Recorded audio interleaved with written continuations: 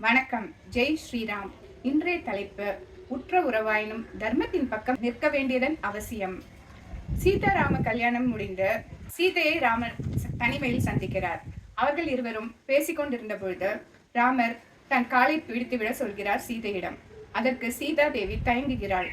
ஏன் என்று கேட்ட பொழுது சீதை சொல்கிறார், உங்க காலடி பட்ட உடனேயே கல் பெண்ணாக மாறிவிட்டது.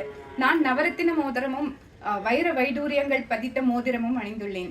அவையெல்லாம் பெண்ணாக மாறிவிட்டால் நான் என்ன செய்வது என்று கேட்கிறாள். உடனே ராமர் சொல்கிறார், இப்பிறவியில் 2 மாதரை தொடேன் என்று கூறி கற்பினை பொதுவில் வைத்தார். அவர் இந்த தர்மத்தை அவருடைய வாழ்நாள் முழுவதும் கடைபிடித்தார். இது சிறந்த இல்லற தர்மமாகும். தசரத மகாராஜா கைகேயியை திருமணம் செய்யும் பொழுது கேகேய நாட்டு அரசனிடம் அவளுக்கு பிறக்கும் குழந்தைக்கே மகுடம் சூட்டுவேன் என்று ஆணையிட்டு கூறி திருமணம் செய்து கொள்கிறார். பிற்பாடு கைகேயி சம்பாசுர வதத்தில் தேரின் அச்சாணி முறிந்த பொழுது தன் விரலையே அச்சாணியாக கொடுத்து தேரை செலுத்தி அந்த வதத்தில் தசரதன் வெற்றி பெற உதவினாள். இதன் காரணமாக தசரதன் கொடுத்த 2 வரங்களை அவள் பெற்றுக்கொண்டாள். அதனால்தான் கைகேயி பரதன் அரசாள வேண்டும், ராமன் காட்டிற்கு செல்ல வேண்டும் என்று கூறிய போது தர்மத்தின் பக்கம் நின்று கொடுத்த வாக்கை மீறாது இருந்தார்.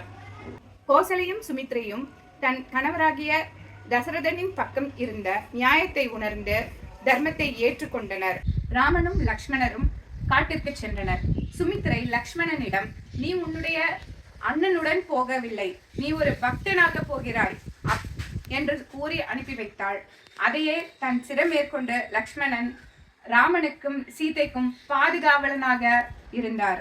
ராமனும் லக்ஷ்மணனும் காட்டிற்கு சென்றனர்.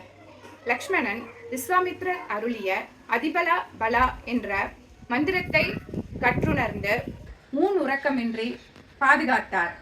இறுதியில் ராவண யுத்தத்தில் லக்ஷ்மணன் இந்திரஜித்துடன் நடந்த போரில் வேறற்ற மரமாக சாய்ந்தார். அனுமன் சஞ்சீவனி மூலிகையை கொண்டு வந்து லக்ஷ்மணனின் உயிரை காத்தார். தாய் சொல்லை தட்டாத தர்மத்தை கடைபிடித்தார் லக்ஷ்மணன். சீதை அசோகவனத்தில் இருக்கும் பொழுது அவளுக்கு உதவியாகவும் பாதுகாவலாகவும் இருந்தது திரிசடை. திரிசடை விபீஷ்ணனின் மகள். அவள் சீதா தேவிக்கு மிகவும் அனுசரணையாக இருந்தாள். எனவே சீதை அவளை அன்னை அன்னை அன்னை என்று 3 இடங்களில் விழித்து தன்னுடைய அன்பையும் நன்றியையும் வெளிப்படுத்துகிறாள். திரிசடை தன்னுடைய பெரியப்பாவான ராவணன் செல்லும் வழி தவறானது என்பதை உணர்ந்து தாய் சீதைக்கு துணையாக இருந்து தர்மத்தை காத்தாள். விபீஷணனும் கும்பகர்ணனும் ராவணனிடம் எவ்வளவோ எடுத்து கூறுகின்றனர், அவன் சிறை வைத்திருப்பது சீதா தேவியை அல்ல, கூற்றத்தை என்று. ஆனால் அவன் கேட்கவே இல்லை. கும்பகர்ணன் செஞ்சோற்று கடனுக்காக ராவணனின் பக்கம் நிற்க முடிவு செய்தார். ஆனால் விபீஷணன் தன்னுடைய அண்ணன் செய்வது தர்மம் அல்ல என்பதை உணர்ந்து அவனை விட்டு விலகி ராமனிடம் சென்று அடைக்கலமாக இருந்து அவன் பக்கம் நின்றார். அவர் தன்னுடைய உற்ற உறவு என்பதையும் துறந்து தர்மமே மேலானது என்று தர்மத்தை காத்தார். போரிலே ஆயுதமற்றவரை கொள்வது தர்மம் அல்ல என்பதை உணர்ந்து ராமர் ராவணனை பார்த்து, இன்று போய் நாளை வா என்கிறார். ஆள ஐயா உனக்கு அமைந்தன மாருதம் மறைந்த பூளையாயின கண்டனை, இன்று போய் போர்க்கு நாளை வா என நல்கினான். நாகு இளங்கமுகின் வாளை தாவுரு கோசலை நாடுடை வள்ளல். இதன் பொருள் என்னன்னா, இளைய பாக்கு மரத்தின் மேல வாழை மீன்கள் தாவும் அளவுக்கு நீர்வளம் மிகுந்த கோசலை நாடுடைய ராமன் சொல்றான்.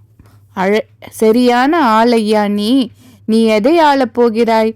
உனக்கு உள்ளன எல்லாம் பெரிய சூறாவளி காற்றுல அடிபட்ட பூக்கள் மாதிரி ஆயிடுச்சே, நீ இன்னைக்கு போயிட்டு நாளைக்கு வா போருக்கு அப்படின்னு அருளினான்.